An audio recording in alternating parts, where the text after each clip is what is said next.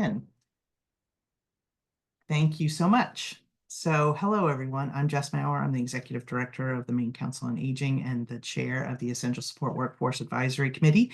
Thank you all for joining us today for this special meeting, which Catherine and I decided it would be a good idea to call because our regularly scheduled meeting would not allow us for the consideration of weighing in on pending legislative matters that impact this workforce.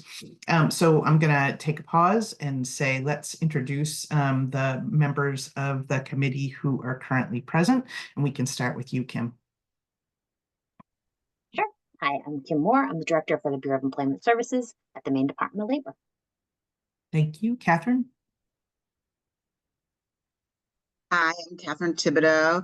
I'm the Executive Director of Independence Advocates of Maine. I co-chair the committee with Jess. I think I'm technically the vice chair, but we work together. And I am here representing disability service providers and their workforce and the people they support. Thank you. And she gets a gold star for joining us at 7 o'clock in the morning in California. Stephanie. Good morning, I'm Stephanie Hatcher. I'm the Director of Training and Human Resources Specialist at Hope Family Partners.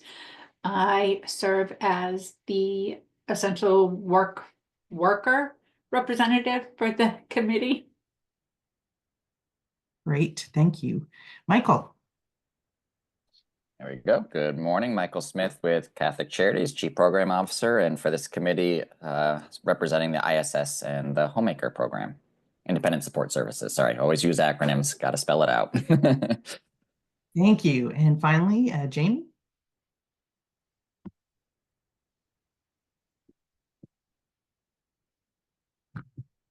And Jamie, if you're talking, we cannot hear you. Good morning. Sorry, Jamie Brave. I'm here for DHHS. I'm the Director of Workforce Initiatives. Perfect. Thank you so much. And I've just pasted in the chat our authorizing legislation. Just wanted to make a note of that. And now I'm going to go to our friends who are also here with us today to introduce them. Angie, can you introduce yourself? My name is Angelina Cluthis-Jean. I serve as staff to this committee, and I will be headed out on parental leave in 3 to 6 weeks, whenever the baby decides. But my colleague Erica Anderson will be filling in for me on my time off, and she's here today just to kind of experience what does staff do, so she can make sure our next meeting in May is run without a hitch. Great. Erica, do you want to introduce yourself? Sure. Hi, I'm Erica Anderson, and like Angie said, I'm participating as staff in this meeting. Perfect. Arthur. Thanks, Jess, and congratulations in advance, Angelina. Thank you for all the work you do to pull this committee together. My name is Arthur Phillips. I'm an analyst with the Maine Center for Economic Policy, and I'm also a part of the Essential Care and Supports Workforce Partnership and have been doing some research into this workforce for some years now. Thanks for having me. Great. And Brenda. Hi, I'm Brenda Peluso, and I'm coordinating Maine's Essential Care and Support Workforce Partnership. And I've been coordinating the partnership, which is a very broad coalition of employers, providers, direct care workers, working to, same mission as you guys have to really let's grow this workforce since July, but had previous experience back in the mid 2010s, somewhere a little earlier than that too. Great. Thank you all very much for joining us today and taking time out of your schedule. I know we're all very busy, and hopefully we'll make this pretty quick. I just want to say I did, as I mentioned, drop the link into the chat of our authorizing legislation, and I just want to sort of say why we're having this special meeting. So there are 4 parts of our powers and duties that suggest we should at least consider weighing in on some legislative initiatives that are pending or making their way through the legislature. One is found in Part B, which says to make recommendations to the legislature related to recruitment and retention of essential support workers. C, monitor essential support workforce shortages and the expansion of the essential support workforce to examine if actions taken to promote expansion in the essential support workforce have been successful. D, make recommendations to the legislature regarding additional research needed to further the expansion of the essential support workforce. And G, make recommendations to the legislature, including on any suggested legislation. So clearly the statute anticipates that this committee might weigh in on some pending legislation. And so again, as I mentioned, we decided to just take the opportunity before sort of major bills were coming along to see if you all had an interest in having the committee take any positions. So we have invited our friends Arthur and Brenda to come along to share what's happening or pending currently at the legislature. We'll also share information specifically about recommendations we've already made to the legislature and a bill that's making its way through the legislature related to at least one part of those recommendations. And then we'll certainly hear if anybody else has anything that we haven't flagged for consideration. So that is going to be how we are going to run today. Any questions about that, or am I missing anything? We do have members of the public listening in, and we will have opportunities for public comment, but that will take place in a little bit after we have presentations and questions. So I am going to turn things over to Arthur, I think, first. Perfect. Great.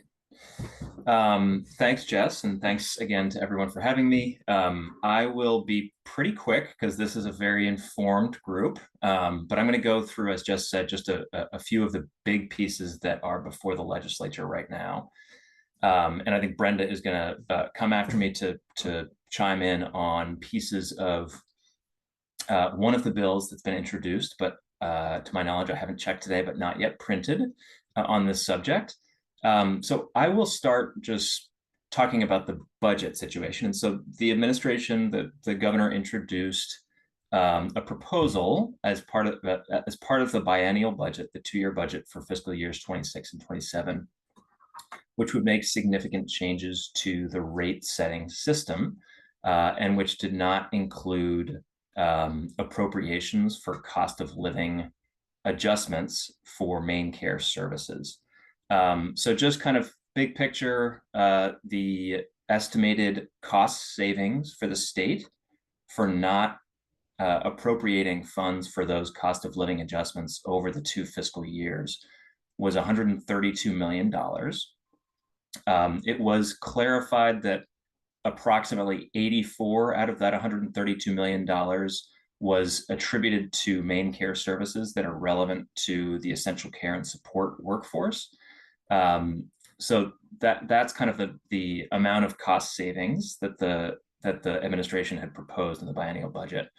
That cost savings was associated with the decision to not appropriate that funding for cost of living adjustments, which is currently required in statute through the rate setting system, and which is also relates back to the quadruple A legislation, which requires 125% of minimum wage at minimum for the labor portion of reimbursement for essential support work. And so in addition to not appropriating those funds for those cost of living adjustments, the budget also proposed language in the section of the budget, which is called Part UU, which suggested significant changes to the rate setting process. Kind of the biggest piece of it was really making explicit that the department would only be required to deliver those COLAs and to meet the 125% of minimum wage requirement if there was if sufficient funds were appropriated.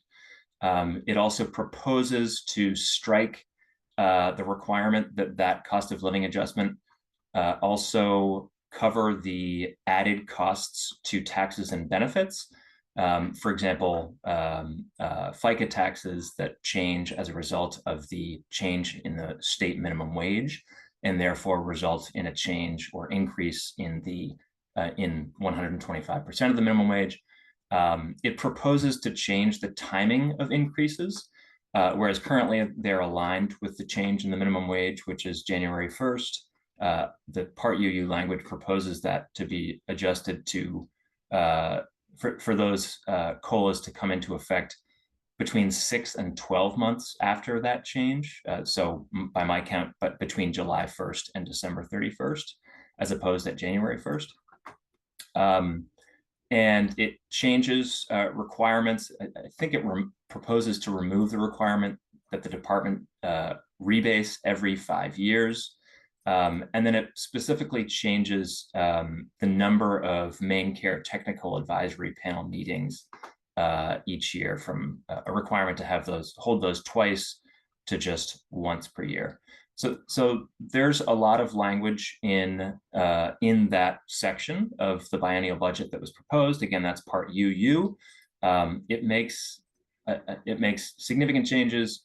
That part was so that's kind of a description of what was proposed in the biennial budget.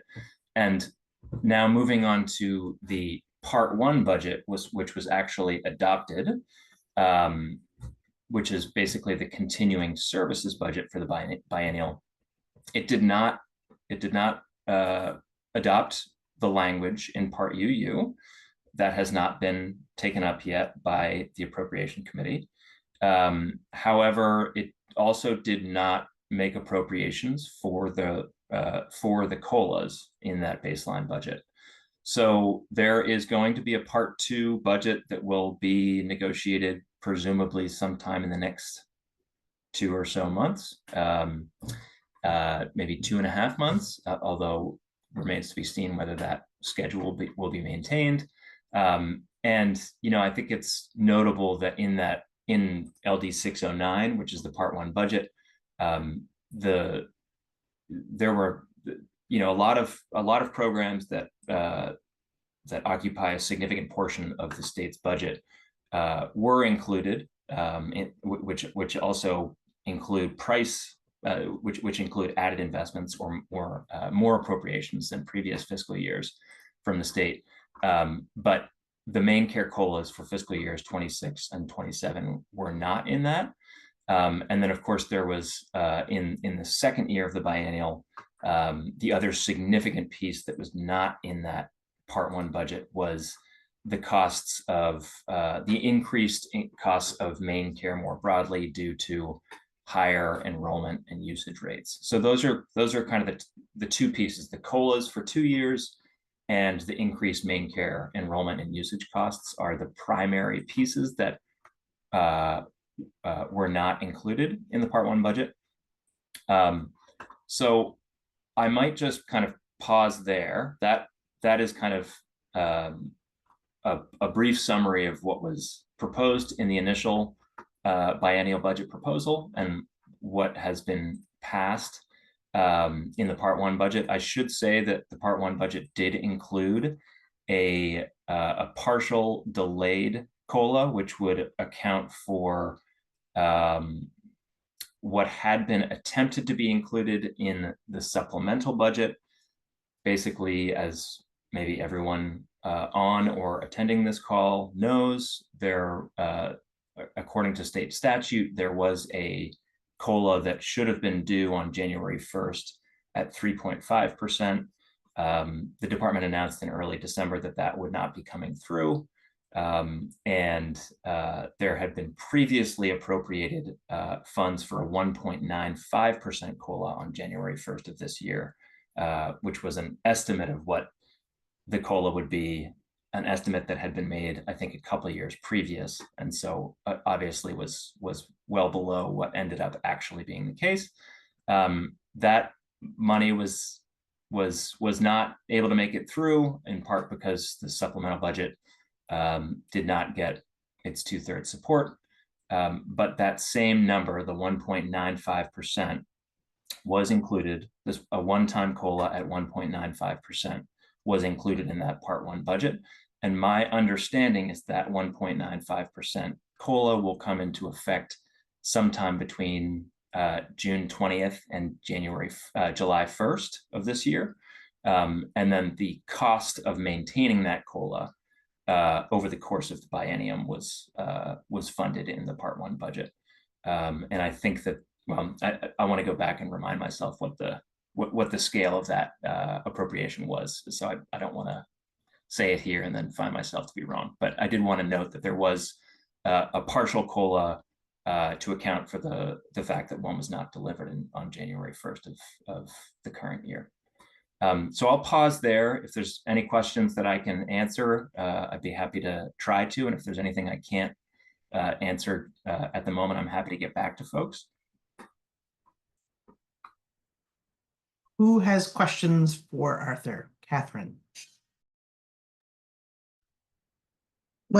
Arthur, when you say that 82 million was saved by not giving COLA, right, to the essential workforce, or right, that's what I heard you saying. That's the proposal. Yeah, so I think that the projection from the department of what the cost would be to deliver those COLAs, according to state statute, over the course of that 2-year budget would be the portion of those COLAs for the essential care and support workforce would be $84 million. Oh, 84. Okay. So, I mean, isn't that kind of fair to say, or is it a stretch to say that's the amount of money that's there and abouts would be coming out of the pockets of the direct care workforce? I mean, is that like how much their wage increases would be contracted by? I mean, it's probably not exact, but is there a way that we can quantify the economic impact for the workforce for not receiving the COLA? That's a good question, Catherine. So that is my understanding is that that's the amount of appropriated funds that the state from the general funds to cover the cost of the COLAs, the state portion of those COLAs, but a significant portion of the COLAs that get delivered are also covered by a federal match. So there would be actually significantly more money that would be delivered if the cost savings to the state reflects less than half of the resources that would be delivered for those services. Now, those appropriated funds would go to the employers of direct care workers, and it would be left to those employers to determine how to expend those funds. So I don't know that we could say precisely that the 84 million in general funds plus the federal match would be taken out of would go entirely directly to the direct care workforce. I don't think that we have the data to say that explicitly.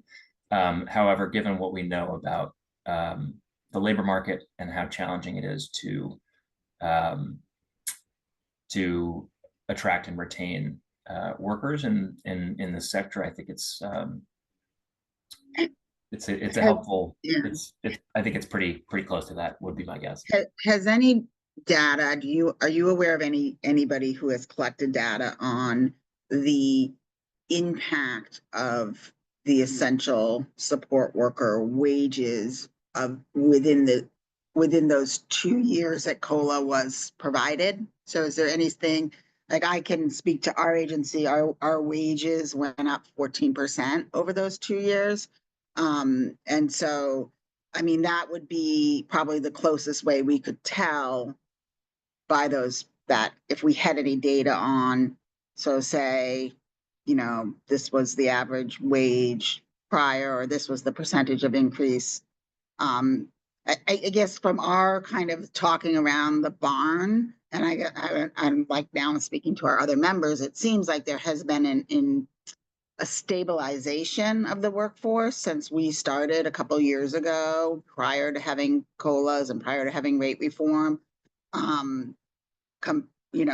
Things were getting better but there's no way to kind of quantify that and show that picture and show that that I'm aware of. But I think that's a big part of this conversation, right? It was working, and now my fear is we will be going backwards.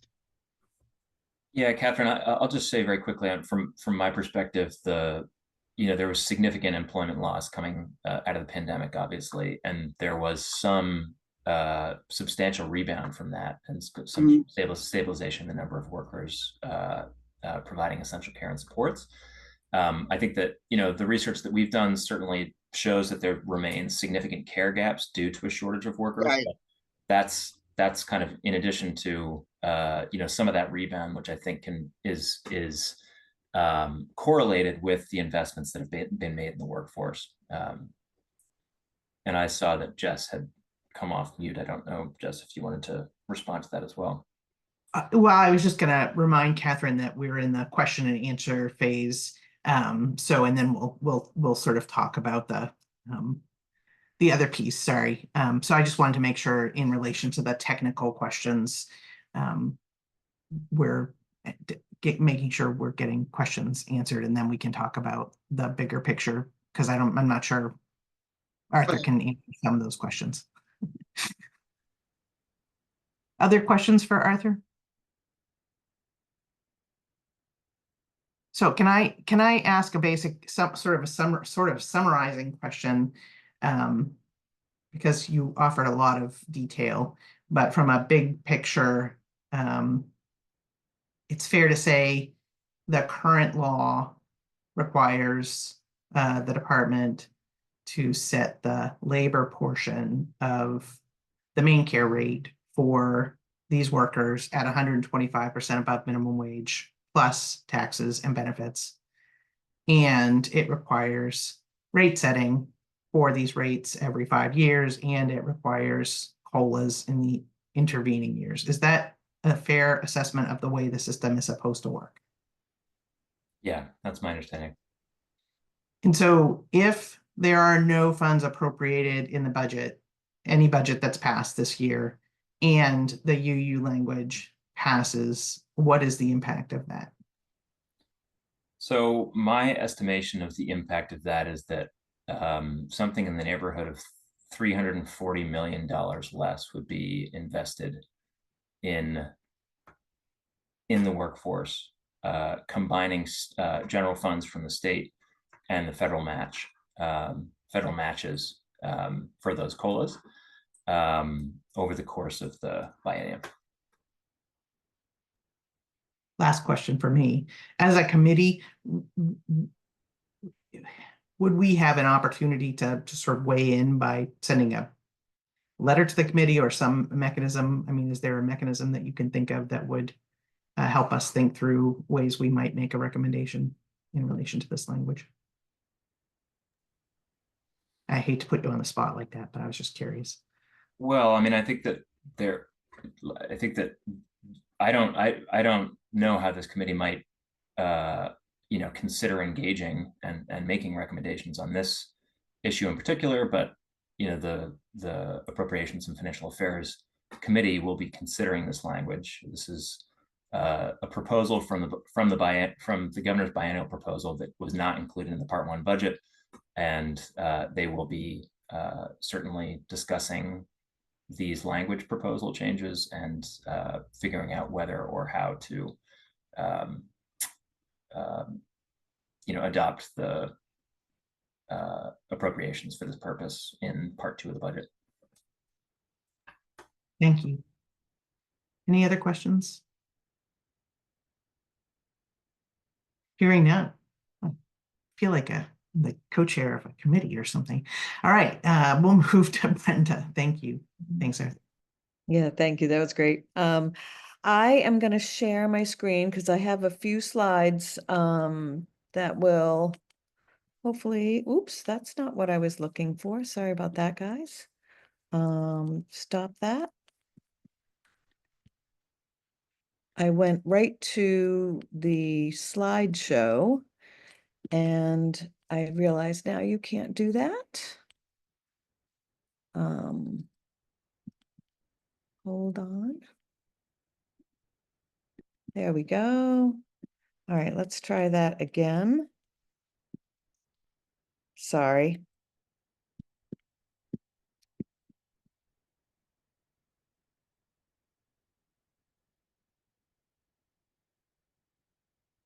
There. Now you have to do it this way, evidently. Okay, there we go. So in February I presented to you guys, and I just wanted to quickly review sort of what the partnership has done in the last gosh, like 10 months now. And this is the last year of a grant that we've had to do this formal organizing work. And out of a big summit we had in June, we reviewed all sorts of recommendations that have been in the works for sometimes decades. And we formed working groups in October of 2024. Those working groups all met 4 or 5 times, and they presented in December. They presented recommendations for moving forward. At about the same time, you guys were working on your thoughts and recommendations around growing the committee and getting the data you need to measure the gap better, the care gap better. In January, the speaker submitted our Omnibus Bill, and I'm going to talk today about what is in that Omnibus Bill. And so in the first part, there are 6 parts in the Omnibus Bill. The first 3 parts come from those working groups. So the first part of the Omnibus Bill is based on, I'll let Arthur maybe tell us a little bit more about how the 140 was arrived at. But basically, we realized the 125 was making progress, but we needed to increase the wages for direct care workers even more if we were going to really make a dent in the gap. And so Arthur, do you want to just say a few things about why 140 was arrived at? Yeah, sure, Brenda. So the 140% was what we calculated as being roughly equivalent to what the competitive wage is across the labor market in Maine for workers who are similarly placed in the economy in terms of what the entry-level requirements for their jobs are. So, the gap between the median wage for a direct care worker versus workers who are, broadly speaking, have similar entry-level requirements. To bridge that gap, which would mean to get to something close to a competitive wage for direct care or essential care and support workers, could be bridged by going from 125 to 140% of minimum wage.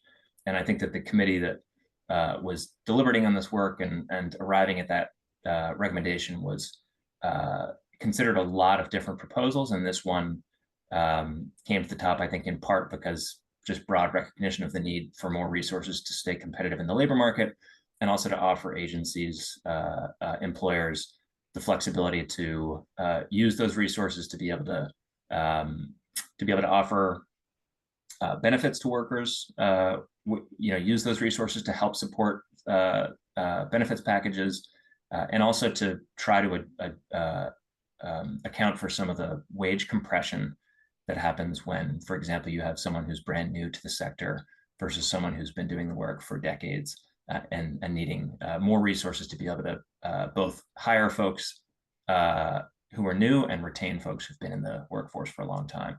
And then I think the second piece, just a recognition to make sure that there was a floor, to make sure that there weren't any direct care workers who were providing these supports and services who were making less than 125% of minimum wage, was just a broadly shared priority of that group. Great, thank you. And then part 2 comes from we had a utilizing technology to bridge the gap, recognizing that technology is not going to solve everything, but neither are we, but there are ways that we can reduce the need for quite as many workers, possibly by improving our use of technology.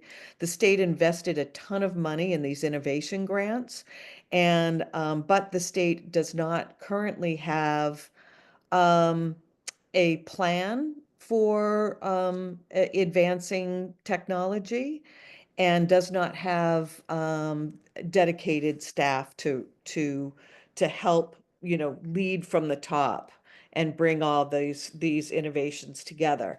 So part 2 requires the state to produce a care plan and also an innovations in care and support technology plan, and to appoint somebody, staff or contract person at the state level to make sure it moves forward. And not to put you on the spot, Catherine, but you were the co-chair of that group. Is there anything you want to say about this provision? Anything else you want to add to it? No, but I mean, yes, I guess, but it was, I think our work group was a good representation of, care and support providers across the sector. So we had representation from elder services, and, or aging services, I should say, and, disability services. And I think we really came together in a very short time to, be able to put forth something that is a gap, and what would be a rather low bar ask of a request. So thanks, Brenda. Yeah, great. And I echo what she said also about all of these working groups. They were very broad,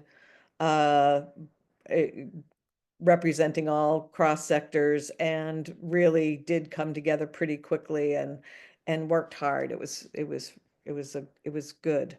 And then the third part was put forth by our credentialing and training working group, and it recognizing that there is a lot of activity going on. There's a lot of effort and energy and interest in streamlining the curriculum and all the training, because it's a very complicated. There's lots of duplications. Some of the training is outdated. Workers, a lot of providers are finding the workers, once they're trained, are still not ready to hit the ground and start working yet. So this part 3 requires the state to create a universal standard core curriculum for all essential support workers with stacked additional skill and proficiency endorsements, as a way to allow workers to move from one setting to another, to easily move from, say, a direct care provider to a CNA or a CRMA, and it's a complicated, difficult, heavy lift. But we've also already started to engage with the department. We've met a couple of times, and we're meeting again this afternoon to really understand where they're moving and where we're hoping to move, and see where we align and see where there are differences. And yeah, we're looking forward to, besides what's in the bill, lowering those barriers to getting people trained, getting people working, and getting agencies paid as soon as possible for those workers. Because a lot of time they can't get reimbursed for work that they're doing until the credentialing is completed. And there are some bottlenecks there too that we're working on. Then parts 4 and 5 come directly from this committee, the Essential Support Workforce Advisory Committee. And in your February meeting, you voted to expand the membership of the committee and to ensure that you have more data, and sort of reintroducing the Maine Health Data Organization bill that sort of died last legislative session, in order to do a better job of understanding and reporting on Maine's care gap.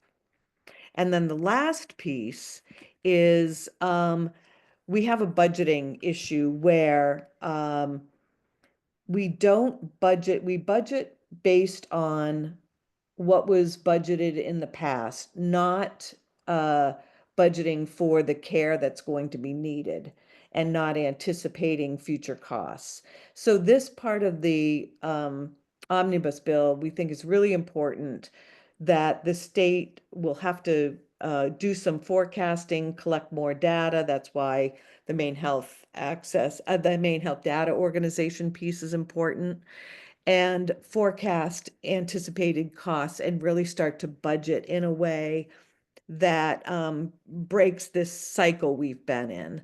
I have this little simplified budget dilemma drawing where we invest in the workforce increases, more people get care, providers, MaineCare costs go up, then we have a budget shortfall because we didn't budget for the success that we are committed to having. And then we get budget cuts like it's happening right now, disincentivize the workforce. We walk backwards. People don't get the care they need, they don't thrive. And then we're back at this crisis point where we have to start thinking about investing in the workforce. So that is what is in the bill, and that is the end of my presentation. Questions for Brenda?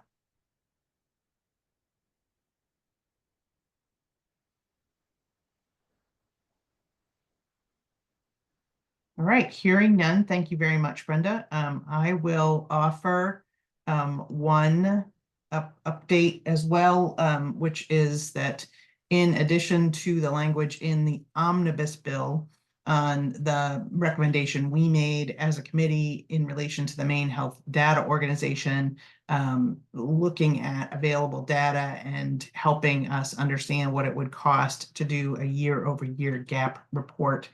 There is a standalone bill on that as well, LD 977. The public hearing for that was last week. I did show up and testify on behalf of the committee, as it was our primary recommendation, literally taking no risks at all, pulling language out of our report and putting it in the testimony, saying that we were in favor of that. And that work session is happening this week on April 10th. At 1 o'clock, if anyone is interested in that bill. Are there other pieces of legislation related to this workforce that people would like to lift up before we go to public comment and/or question, and then we'll have conversation?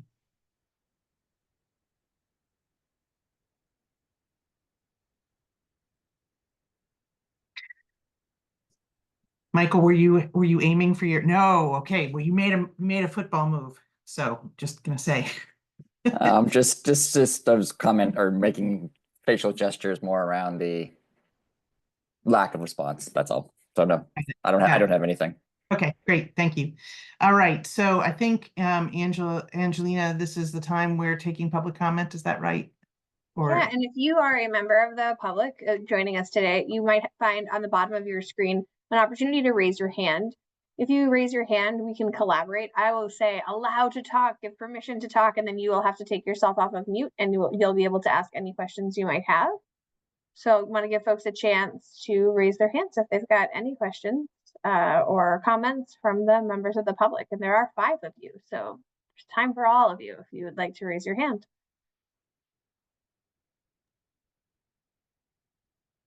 And I'm seeing Laura Cortez, so I'm allowing you to talk, and hopefully you can find that unmute button, and we'll see you soon. Sounds like we've got you. Hi. Good morning. Hello. trying to see, so I can unmute, but I cannot see camera. My apologies. I think that is a function of the Zoom webinar that it's like Oh, you can unmute, but you don't get to be just on camera. that is that may be okay on this Monday morning. Good morning, everyone. Laura Cordes, I'm the Executive Director of the Maine Association for Community Service Providers. We represent nearly 100 community-based organizations delivering services to about 5,000 adults and 2,000 children with either intellectual disabilities, autism spectrum disorder, or brain injuries throughout the state.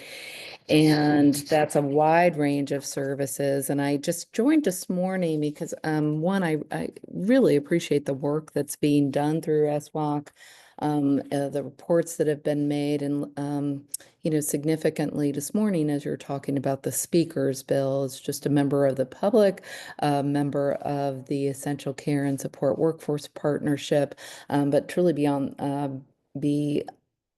I should say on behalf of MAXB and our members and the workforce supporting adults and children in our sector, numbers about 9,000. And you know, we continue to experience acute workforce shortage in our sector, and I just wanted to encourage SWOC to sign on in support of the speaker's bill. And I'm happy to answer any questions about our particular workforce shortage, but I would say the need to stand up and invest is, it's certainly our ability to provide quality services is challenging from day to day.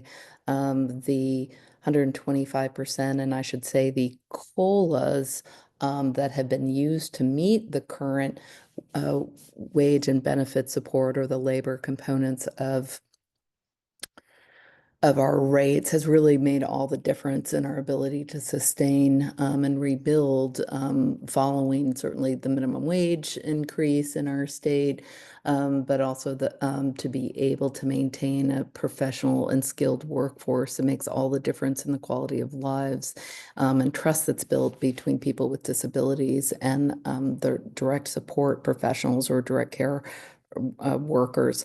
The other components of the bill that you all have talked about, in addition to the 140%, those data components remain an outstanding need that I know is very familiar to this group, and we're supportive of, equally supportive of that component of the Omnibus Bill as well.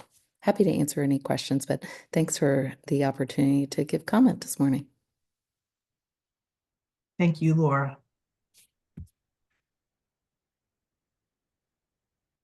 Anyone else in our public audience with a hand raised? Angelina. We don't. I'm going to take away Laura's permission to talk, but I can always give it back if you have something else you'd like to say. And if there's anyone else, you're welcome to raise your hand. And if not, I'll bring my magic back to you, just to let you take it from here. No more hands. Terrific. So acknowledging this was a hastily called meeting, and we do have a quorum. I will say that we're going to ask for your recommendations, and we are also going to give our colleagues who are not here an opportunity to weigh in. So this will not be sort of a final vote of the committee in relation to taking any actions.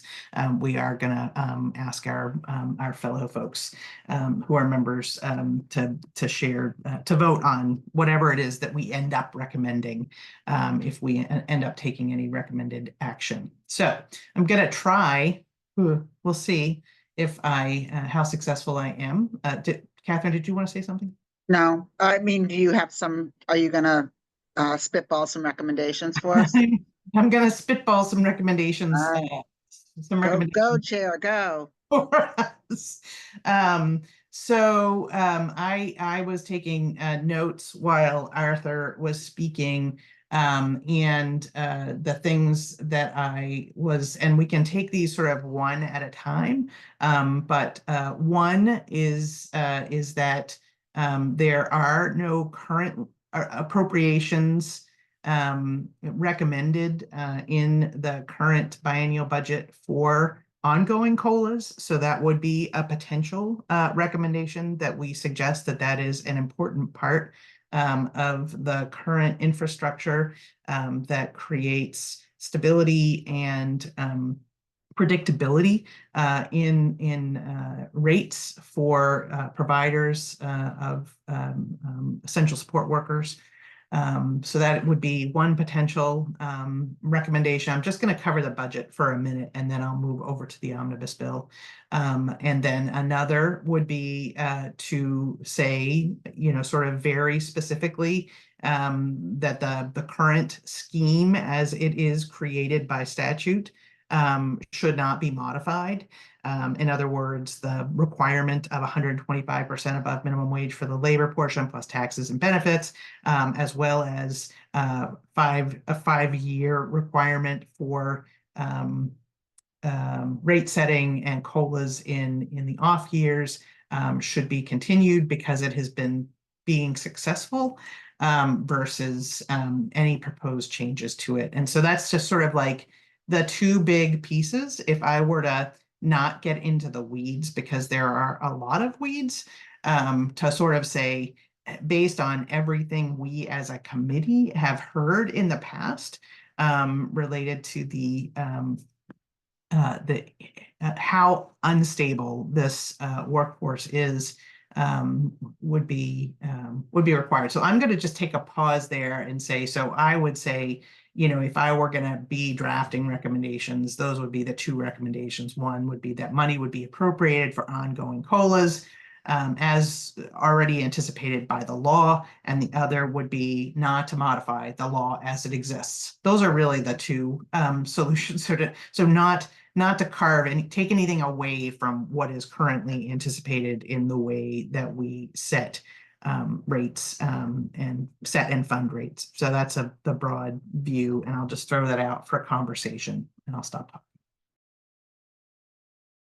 And I'm glad to have Brenda and Arthur here, but I'm just going to remind you that this is the time for committees, but if we have questions, it'd be great to be able to reach out.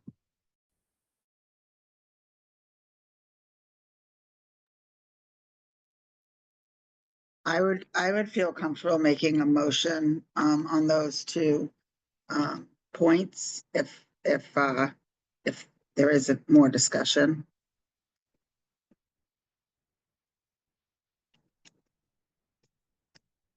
Great. Anybody want to second it? I'll second it. Discussion on the motion. We're missing Stephanie. Yes. She's wandered away. That's fine. No worries about that. And we, like I said, we will make sure that everybody gets an opportunity to weigh into. So Stephanie, did you hear what the motion was in the second? I really apologize. I'm manning the office at the same time. I did not. Catherine, would Do you want me to summarize? Yeah. So the motion in summary is that money be appropriated as required by law to provide COLAs and to not modify the current language that is in statute regarding cost of living allocation and rate determination, the rate determination process.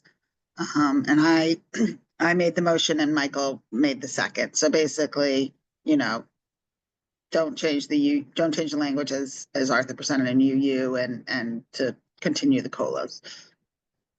And I guess as we see this as like I would think as SWOC, we see this as a successful strategy to stabilize the workforce. There's some such, yeah. Mm-hmm. Yeah, and we're at. Is there any discussion, right, Jess? That's where we're at. We're at that. Is there any discussion? All right, hearing none, let's just go ahead and take a vote, and understanding this is a provisional vote. We will send the opportunity for all of the members of the committee to vote. All in favor? Raise your hand, virtually or otherwise. All opposed? All abstaining? 2 abstaining, 4 in favor. Thank you.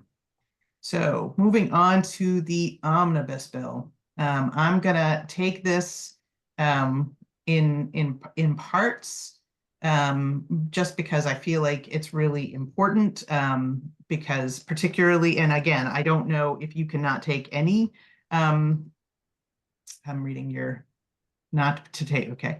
So I don't know if you can take any positions at all, Kim or Jamie. I'm just gonna offer you, no, you can at this point, okay. Then I could just, okay, good. And I was gonna take the Omnibus Bill pieces separately, although and so, you know, this committee has already made recommendations about changes to this committee, the additions to, can you talk about that, or those, the ones that we currently have? You can't, okay, perfect. Then Sorry. that's fine, then I'm not gonna, it's totally okay. I just want to make sure we're good. I still am gonna do this though, because what I would like to do is because we've got people who are not here, I would love to just have a motion on the different components, as well as overall, like, so I would love one motion to support the Omnibus Bill as it is, but I would also then like to understand, so that if we could, you know, as a committee, my goal would be that we could say, well, we're not going to take a position, for instance, on the 140% above minimum wage, because, well, that might, you know, we may agree to disagree on that. But I think we could all agree that we really definitely need this new research in relation to forecasting anticipated cost, universal curriculum. We've talked about that as a committee over and over again, and also this idea of a care and support technology plan. So I'd like to just, if you could humor me, take a vote on each piece, and then ultimately on the whole, and then we could see where we are, but we'll also then offer our committee member friends the opportunity to do the same. Does that feel okay to folks generally? Sure. Catherine's like, I have a meeting in 5 minutes. No, I know. I actually think that's a very good idea, Jess. I think I like the breaking it out, so. Okay, great. So let's rock and roll through this. If you want, Catherine, to make a motion on the 140% above minimum wage. I make a motion that we support the Omnibus Bill portion that moves the 125% to 140% of minimum wage. It's not that I'm not in favor of it. I'm just worried, kind of like what you showed at the cycle, right? Like, I almost want to get the first part that we just did in place and get it correct and get the 125% working, functioning correctly before we move to 140. And then we're back into the cycle of, well, we got 140, but now they're going to give us less. Like, I don't know. Again, I'm not in favor of it. I just wonder if put the cart before the horse kind of thing. So that's just, you know, I could go either way. I just worry that we go 140 and we're back to crap again, you know, unfortunately. And I'm just like a Robert Rules person, so I'm like, I just need a second and then we can keep talking. We don't have to vote on it. So is somebody willing to second the motion? I'll second the motion. There you go. Now, Stephanie, what did you have to say? Well, and I agree with Michael, and really, I really like Brenda's visual of the cycle. And I do, again, not that I'm opposed to it, but I really think we need to get the 125 in place and accepted and get rid of that vicious cycle that we're going through before we can jump to 140%. Again, I'm all for the 140%, but if we don't have the 125 first, I think it's just, I see us going backwards. So I'm going to read the room. Can Go ahead, Can Catherine. can I just make a comment kind of on my thought on it? I mean, and then like I agree, but I think I think of my role as a committee member of the Essential Support and Worker Advisory Committee. This is me, as like I believe 140% of minimum wage is the right wage to be for our workers. And I guess that's Oh. whether I wonder whether we as a committee should be taking that position, because that's, you know, that's what, whether, you know, I mean, I have my opinions on how far it's going to go, but if we don't take a position that it should be 140%, who the heck's going to? You know, that's kind of what I think about, you know, in this role. So that's just my 2 cents on it. And then Jess, sorry to interrupt you. No, I'm no need. I wonder about, I'm just trying to find us a way forward to common ground. And I wonder about the, and I guess what I'm trying to say is I'm thinking about, like, the distinction between saying nothing if we don't have a commitment to 140% as a committee, right? Could we say something along the lines of, we believe that in order to grow this workforce, we have to pay a competitive wage to workers. And we take no position on whether or not this 140 is the right or the wrong wage, but that we have to move in that direction, something like that, to be clear, that, and that this might not be the time, by the way. Yeah. But I feel like, to your point, Catherine, saying nothing versus saying, you know, saying we're in support of 140%, you know, it feels like we should be on record saying we all agree that this rate has to be competitive so that people will join this workforce and stay in this workforce. And I can get behind that. I think I was more just like getting this in place. And then, like you said, I would think next time around, this is something we'd be doing 140. I'm not saying it's off the table altogether. Completely agree, Catherine. We need to be there, but I just don't want to get to 140 and then they're cutting the back end of something else out that ends up hurting our workforce, you know, and hurting our rates somewhere else, because it's happened too many times, you know. So that's why I'd rather structurally get something in place. But I think you're right. There is value in us getting on record stating that, yeah, whatever the exact language, competitive rate of pay, you know, needs to be there. Because yeah, I'm not satisfied with 125. I definitely want to see growth. Just when and how we get there, I guess, is what I was going after.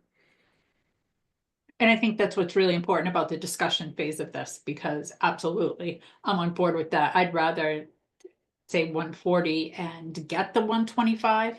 I just really, you know, we're, you know, shoot for the sky and get midway. You know, knowing that the essential workers are really struggling.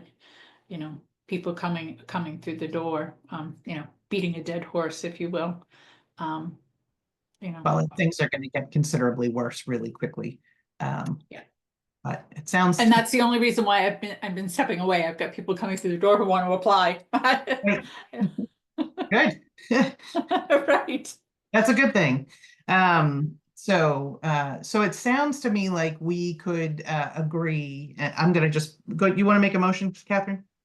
No, why don't you no, I think I'm, Well, I think I'm just gonna suggest we amend your motion to say that we believe as a committee that a competitive wage is a critical component to growing this workforce, necessary and critical component to growing this workforce. The timing may not be right, but it's definitely something we think we should be aspiring to. Something like that. Yeah. Or something that's essential or something like that. Yeah. Yeah. Yeah. I'll second that. And all right, any further discussion on that? Thank you both, Michael and Stephanie, for raising your concerns. I think that's really, it's a good place to land. All in favor of that? All opposed? All abstaining? Thank you. Just a quick, just so I get it right, and I can rewatch the video, but the motion we voted on, so I have all the words correctly written down, so I can put it in the email to our other members. Would you mind repeating it just so I make sure I got it? I'm worried about the time, so maybe we could wordsmith it right after, or, I'll happily send you, I think, what I did, and then you could take a quick look at the recording. That would be a gift. Thank you. Okay, great, awesome. I'm just aware that we're over time, so. So the next component would be an agreement or a motion on supporting the innovations in care and support technology plan. So a requirement that the state over the next 2 years create an innovations and care support technology plan. So that would be I'll go ahead and make that motion and ask for a second.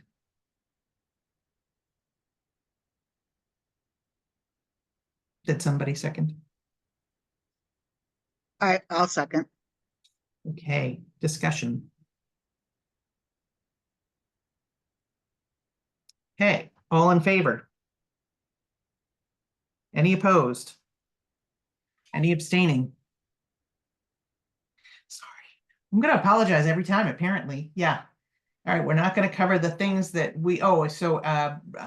then the next would be the requirement that the state create universal standard core curriculum for all workers with stacked skills and proficiencies. I will make a motion that the committee support that part of the Omnibus Bill.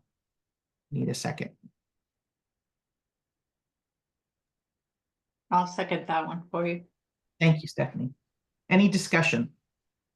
I'll just throw it out there that I'm a little concerned that it might hurt our workforce, but I'm certainly in favor of it as a whole, collective whole, for uplifting it, just because my workforce doesn't really require any training and therefore might move some of my workforce up to other areas of service. But again, we're part of growing the bigger pie for more workforce coming in as a whole. So I'm not going to not vote for it, but just throwing that out there. Valid concern. Yeah, I think that's Valid. the devil in the detail part, right? How do we do it so it isn't creating this not stealing in that technical, but, be positive for the worker, but also, Right. create those opportunities and those career ladders.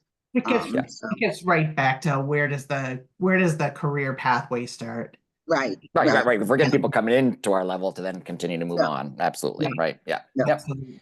Yeah. Okay. Thank you for that comment, Michael. Any other comments?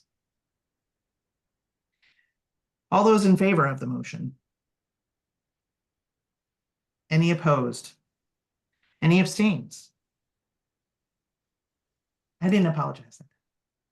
All right, last one, because I'm going to skip over ours, which we're already, which is the final recommendation is to support the component of the Omnibus Bill that would require forecasting anticipated costs associated with serving everyone who is currently entitled to receive care. Just looking for. I will, I'm going to have a hard time repeating it, but I will make a motion that supports that component of the bill. The forecasting portion of the bill. I'll second it. Any discussion? All those in favor? Any opposed? Any abstaining? Thank you so much. Okay, that is the formal portion of the meeting, and we're 6 minutes over. I'm really sorry. Are there any other issues people wanted to lift up before our next meeting, which is when, Angie? Angelina? I know the answer to this question, but what if my brain has decided to edit it in some way? So I'm just going to verify. It is May 5th, 2025 from 1 to 4 p.m. Perfect. Thank you. Right. Which is exactly what I thought, but also what is published and on our webpage. Well, that's okay. You have like a little creature inside of you eating all of your, useful knowledge, right? I mean, that's what happens. I think so. Yeah. All right. Anything else anybody wanted to cover in this particular special meeting? So what we will do just as a wrap up is to say, thank you for joining us and for your attention. We will send an email out to everyone on the committee, offering them an opportunity to weigh in on these motions that we just took. We will tally them up and we will pursue the appropriate course of action. We'll let everybody know what that is and pursue the appropriate course of action. We will certainly any written correspondence from the committee in relation to the support of any of these motions. We will make sure to say that the state abstained on supporting those recommendations. I want to make sure that we are covering that as well. Yep. Right. Anything else? We're going to call this meeting to a close, and thank you all for joining us. And the Thank recording you. of this meeting will be available by tomorrow for those of you who want to rewatch it, like me. Awesome. And Angelina, if you want to stay on for a minute, we can maybe work on the language. Thanks. Thank you all. Thank you.